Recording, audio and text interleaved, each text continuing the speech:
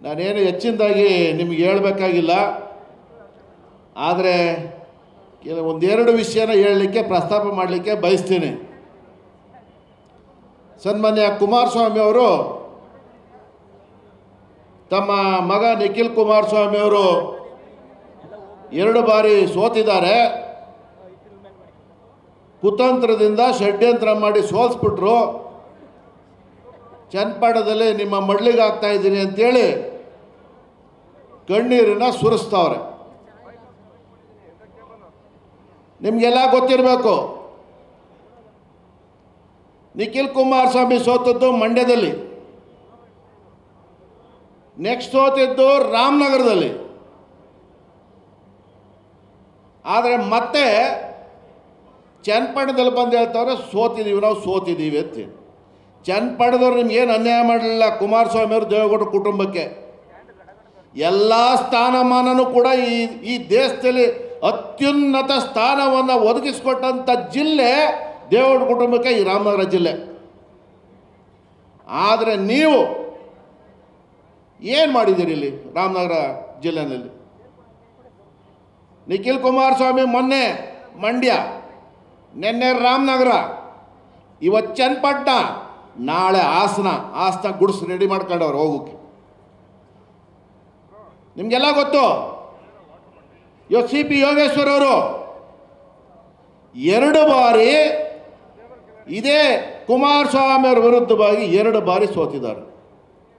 ಅದು ಆಧುನಿಕ ಭಗೀರಥ ಅಂತೇಳಿ ಎಲ್ಲ ಊರುಗಳು ಮೆರವಣಿಗೆ ಮಾಡಿಸ್ಕೊಂಡು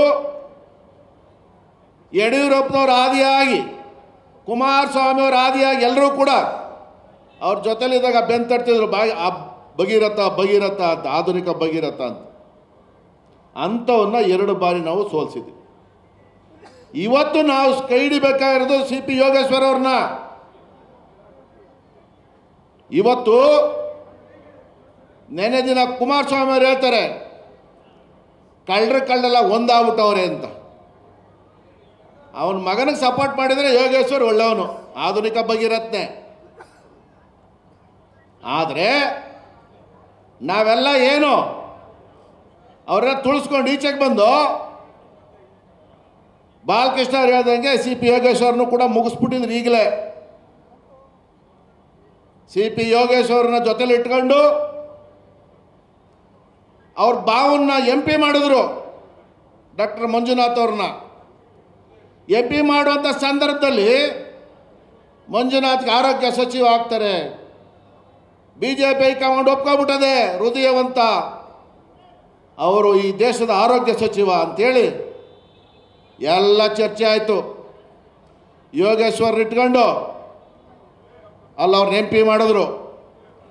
ಕುಮಾರಸ್ವಾಮಿ ಯೋಚನೆ ಮಾಡಿದ್ರು, ನಮ್ಮ ಮನೆಗೆ ಹೆಂಗಿರು ಮಂತ್ರಿ ಸ್ಥಾನ ಬರ್ತದೆ, ನೆನ್ನೆ ಮೊನ್ನೆ ಈಚೆಗೆ ಬಂದು ಕರ್ಕೊಂಬಂದು ನಮ್ಮ ಭಾವನ ಅವನಿಗೆ ಯಾಕೆ ಮಂತ್ರಿ ಸಿಗಬೇಕು, ನಾನೇ ಆಗಬೇಕು ಅಂತೇಳಿ ಅವ್ರ ಭಾವನ್ನ ತಪ್ಪಿಸಿ ಅವರೇ ಹೋಗಿ ಮಂಡ್ಯದಲ್ಲಿ ನಿಂತ್ಕೊಂಡು ಗೆದ್ದು ಈಗ ಕೇಂದ್ರ ಸಚಿವರಾದರು. ಪಾಪ ನಿಖಿಲ್ ಕುಮಾರಸ್ವಾಮಿಗೆ MP ಸೀಟ್ ಕೊಟ್ಟಿದ್ರೆ ಮಂಡ್ಯದಲ್ಲಿ ಅವನೇ MP ಆಗಿರೋನು. ಕುಮಾರಸ್ವಾಮಿ ಅವರು ಇಲ್ಲಿ MLA ಆಗಿರೋರು. ಡಾಕ್ಟರ್ ಮಂಜುನಾಥ್ ಆರೋಗ್ಯ ಸಚಿವರಾಗಿದ್ದವರು. ತಂತ್ರ ಮಾಡಿದವ್ರು ನಾವಾ? ಇವೆಲ್ಲನೇ ಕುತಂತ್ರ ಮಾಡಿದವ್ರು ನಾವಾ? ಬಾವನ್ನ ಮಗನಿಗೆ ಬಿಟ್ಟಿಲ್ಲ, ಇನ್ನು ನಮ್ಮನ್ನೆಲ್ಲಿ ಬಿಡ್ತಾರೆ? ಯೋಗೇಶ್ವರನ್ನೆಲ್ಲಿ ಬಿಡ್ತಾರೆ? ದಯಮಾಡಿ ಈ ತಂತ್ರ ಕುತಂತ್ರ ಎಲ್ಲನೂ ಮಾಡ್ತಕ್ಕಂಥವ್ರು ಕುಮಾರಸ್ವಾಮಿ ಅವರೇ. ಸನ್ಮಾನ್ಯ DK ಸುರೇಶ್ ಅವರು, DK ಶಿವಕುಮಾರ್ ಅವರು, CP ಯೋಗೇಶ್ವರ್ ಅವರು ಅವ್ರ ವಿರುದ್ಧ ಮಾಡಿದ್ರು ಕೂಡ MP ಎಲೆಕ್ಷನಲ್ಲಿ. ಇವತ್ತು ಅವ್ರು ಕೈ ಹಿಡಿತಕ್ಕಂಥ ಕೆಲಸವನ್ನು ಕಾಂಗ್ರೆಸ್ ಪಕ್ಷದ ಟಿಕೆಟ್ ಕೊಟ್ಟು, ಇಲ್ಲಪ್ಪ ನಮ್ಮ ಜಿಲ್ಲೆ ನೀನು ಚೆನ್ನಾಗಿ ಕೆಲಸ ಮಾಡಿದ್ಯಾ, ಕೆರೆಗಳು ನೀರು ಕೊಟ್ಟಿದ್ಯಾ, ನೀನು ಉಳಿಸ್ತಕ್ಕಂಥ ಕೆಲಸವನ್ನು ಮಾಡ್ತೀವಿ ನಾವು ಅಂತೇಳಿ ನಿಮ್ಮ ಮುಂದೆ ಕರ್ಕೊಂಡು ಬಂದು ಇವತ್ತಿನ ನಮ್ಮ ಕಾಂಗ್ರೆಸ್ ಪಕ್ಷ ಅಭ್ಯರ್ಥಿಯಾಗಿ ಮಾಡವ್ರೆ. ಇದು ತಪ್ಪ? ಇದು ತಪ್ಪ? ನಿಖಿಲ್ ಕುಮಾರಸ್ವಾಮಿ ನೆಕ್ಸ್ಟ್ ಎಲೆಕ್ಷನ್ ಚನ್ನಪಟ್ಟಣ ನಿಲ್ತಾನೇನ್ರಿ? ಸತ್ಯ ಮಾಡಕ್ಕೆ ಹೇಳೋರಿಗೆ ನಿಲ್ತಾರ ಇಲ್ಲಿ? ಮತ್ತೆ ಮೇನಲ್ಲಿ ಹೋದ್ರು ಹಾಸನಕ್ಕೆ. ಈ ವರ್ಷದ ಮೇನಲ್ಲಿ ಪ್ರಜ್ವಲ್ ರೇವಣ್ಣನ ಮಗ ಅಲ್ಲ, ಇವನು ನನ್ನ ಮಗ ಅಂತ ಹೇಳಿದ್ರು. ಮುಂದಿನ ತಿಂಗಳಿಗೆ ಆಲೆ ನಾವೆಲ್ಲ ಬೇರೆ ಬೇರೆ ಆಗ್ಬಿಟ್ಟಿದ್ದೀವಿ, ನಮಗವ್ರಿಗೂ ಸಂಬಂಧ ಇಲ್ಲ ಅಂದ್ಬಿಟ್ಟು.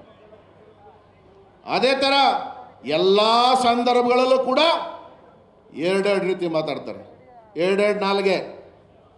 ಹಾಗಾಗಿ ನೀವೆಲ್ಲರೂ ಕೂಡ ನಿಮ್ಮಲ್ಲಿ ಚನ್ನಪಟ್ಟಣ ತಾಲೂಕಿನ ಎಲ್ಲ ಜನತೆಯಲ್ಲಿ ನಾನು ಮನವಿ ಮಾಡ್ತೀನಿ, ದಯಮಾಡಿ ಈ ಬಾರಿ ಸನ್ಮಾನ್ಯ ಸಿದ್ದರಾಮಯ್ಯನವರು, ಸನ್ಮಾನ್ಯ ಡಿ ಕೆ ಶಿವಕುಮಾರ್ ಅವರು ಇವತ್ತು 5 ಗ್ಯಾರಂಟಿಗಳನ್ನು ಏನು ಕೊಟ್ಟಿದ್ದಾರೆ, ಅದೇ ರೀತಿಯಲ್ಲಿ 500 ಕೋಟಿಗೂ ಹೆಚ್ಚು ಅಭಿವೃದ್ಧಿ ಕಾರ್ಯಗಳನ್ನು ಇವತ್ತು ಚನ್ನಪಟ್ಟಣ ತಾಲೂಕಲ್ಲಿ ಪ್ರಾರಂಭ ಮಾಡಿದ್ದಾರೆ. ಇವೆಲ್ಲವನ್ನು ಕೂಡ ಮುಂದುವರಿಸಬೇಕು, ಇದಕ್ಕೆ ಬೆಂಬಲವನ್ನು ತಾವೆಲ್ಲ ಕೂಡ ಕೊಡಬೇಕು. CP ಯೋಗೇಶ್ವರನ್ನ ಗೆಲ್ಲಿಸಬೇಕು.